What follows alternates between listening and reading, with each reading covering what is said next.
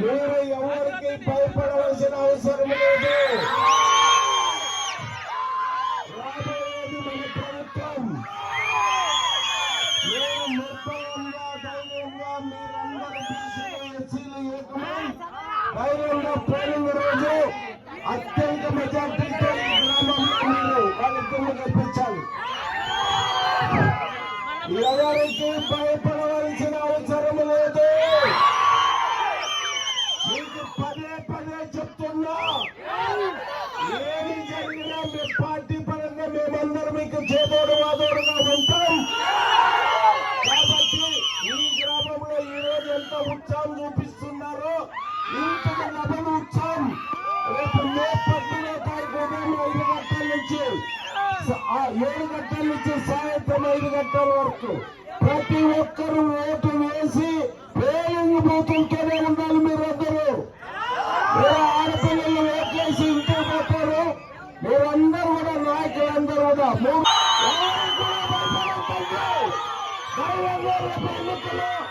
మీరందరూ కూడా కష్టపడి ఇద్దరిని గెలిపించుకునే బాధ్యత ప్రతి ఒక్కరు తీసుకోండి. ఆ రకంగా మీరు యుద్ధమా శరణమా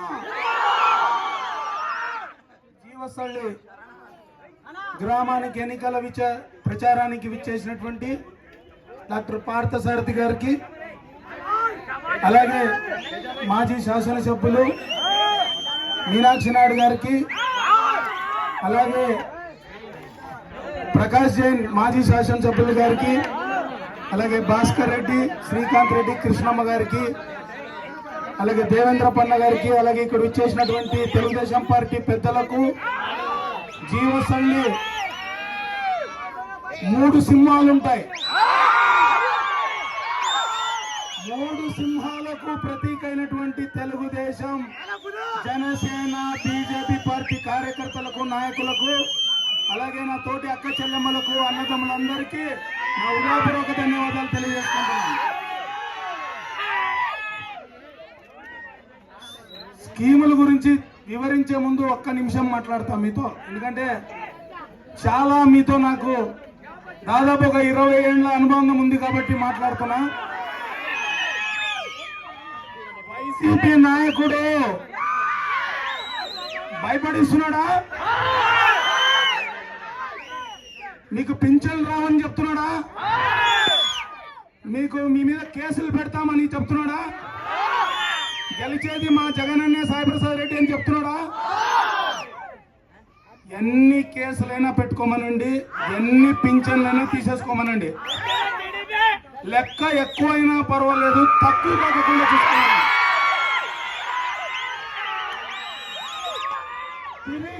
తిరిగి ప్రతి ఒక్కటి లెక్కతో సహా వడ్డీతో సహా చెప్తామని చెప్పండి. ఎందుకంటే చాలా సందర్భాల్లో చూసినా నేను, ఇక్కడ నుంచి ఎర్రమట్టి తోలుతున్నావు,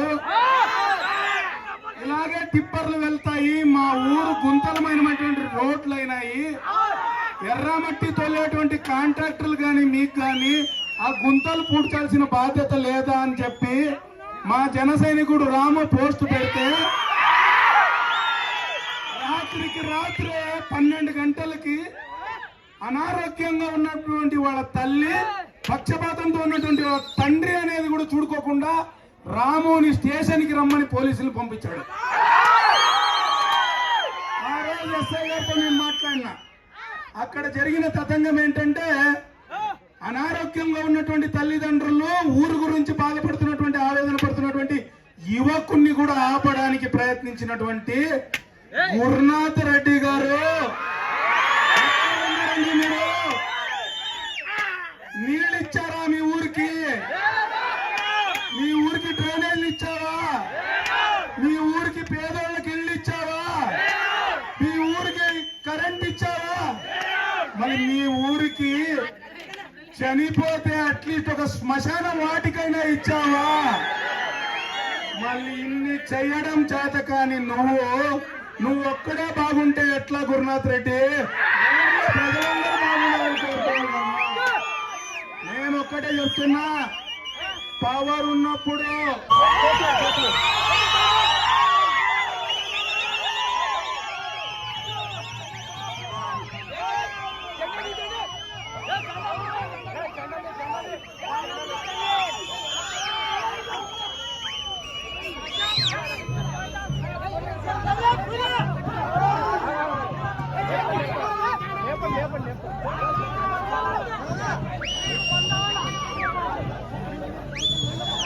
బాబు పైకి అయితే తప్ప కరెంట్ తీగలు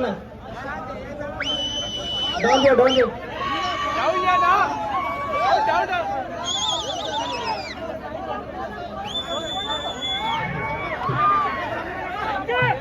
అట్లా సీన్ వెనకాల పోయి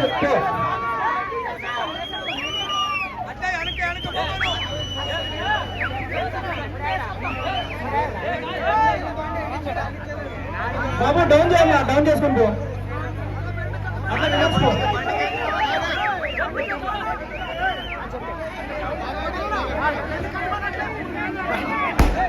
ప్రకాష్ జైన్ గారికి అలా భారతీయ జనతా పార్టీ నాయకులందరికీ జనసేన ఇన్ఛార్జ్ మల్లప్ప గారికి జనసేన నాయకులందరికీ గ్రామస్తులందరికీ పేరు పేరున నమస్కారాలు తెలియజేస్తాం.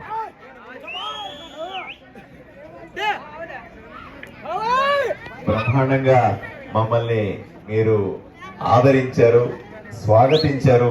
మీ అందరికీ కూడా ప్రత్యేకంగా నా ధన్యవాదాలు తెలియజేస్తాను.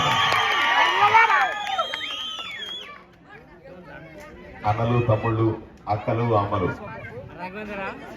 ఈ గ్రామంలోకి రాగానే నాకు పెద్ద చిట్టా ఇచ్చినారు. ఇక్కడ పేపర్లంతా కూడా మా ఊర్లో గ్రామ సమస్యలన్నీ చాలా ఉన్నాయని రాశారు. దీంట్లో తీవ్రమైన నీటి సమస్య ఉందండి. ఓవర్ హెడ్ ట్యాంకులు మరమ్మత్తు చేయడంలో విఫలమైనారు, మరమ్మతులు చేయలేదు అని అంటా ఉన్నారు. నీటి ఎద్దడి, నీటికి సంబంధించిన సమస్య ఈ రోజుది కాదు. గత 10 ఏళ్లుగా, 20 ఏళ్లుగా, 30 ఏళ్లుగా, ఎంతో కాలంగా ఈ ప్రాంతానికి నీళ్లు కావాలని అడుగుతాం. సాగు చేసుకోవడానికి నీళ్లు కష్టమవుతున్నాయి, కరువులు వస్తా ఉన్నాయి. ఒక్కొక్కసారి కనీసం తాగడానికైనా నీళ్లు కావాలని అడిగితే దాన్ని తెచ్చుకోవడానికి కూడా ఎక్కడికో పోవాల్సి వస్తుంది. కాబట్టి వారానికి 10 రోజులకు ఒకసారి నీళ్లు వస్తుంది. అమ్మలు, అక్కలు బిందులు పెట్టుకొని ఇబ్బంది పడతా ఉన్న పరిస్థితి ఉంది. ఓవర్ హెడ్ ట్యాంకులు కూడా సరిగా క్లీన్ చేయట్లేదని. అయ్యా మీరేం భయపడాల్సిన అవసరం లేదు, అమ్మలు, అక్కలు మీరు కూడా భయపడాల్సిన అవసరం లేదు. ఒక 20 రోజులు ఓపిక పట్టి, ఇన్ని సంవత్సరాలు ఓపిక పట్టినారు. 20 రోజుల్లో నేను ఎమ్మెల్యే కాబోతా ఉన్నా. నేను 20 రోజుల తర్వాత ఎమ్మెల్యే అయిన వెంటనే మీకు ఇంటింటి కుళాయి ఇవ్వడం గురించి వెంటనే పని మొదలు పెడతాను. ఎందుకంటే తాగునీళ్ళు ఇవ్వమని ప్రధాని నరేంద్ర మోదీ గారు డబ్బులు పంపిస్తే మీ గ్రామానికి కూడా ఇవ్వమని చెబితే ఈ మీరు 2 సార్లు ఎన్నుకున్నటువంటి ఎమ్మెల్యే సాయి ప్రసాద్ రెడ్డి గాని, మీరు సర్పంచ్ గా ఎన్నుకున్నటువంటి గురునాథ్ రెడ్డి గాని ఇద్దరు కూడా మీకు ద్రోహం చేశారు. వాళ్ళు సర్పంచ్ గా ఎన్నికైనా సర్పంచ్ గా ఉండి ప్రజలకు కనీసం మంచినీళ్ళు ఇవ్వలేకుండా గురునాథ్ రెడ్డి, ఈ ప్రాంతానికి ఇంటింటి కుళాయి ఇవ్వలేనటువంటి సాయి ప్రసాద్ రెడ్డి మనకు అవసరమా అని మిమ్మల్ని అడుగుతా ఉన్నా. అదే సందర్భంలో శ్మశాన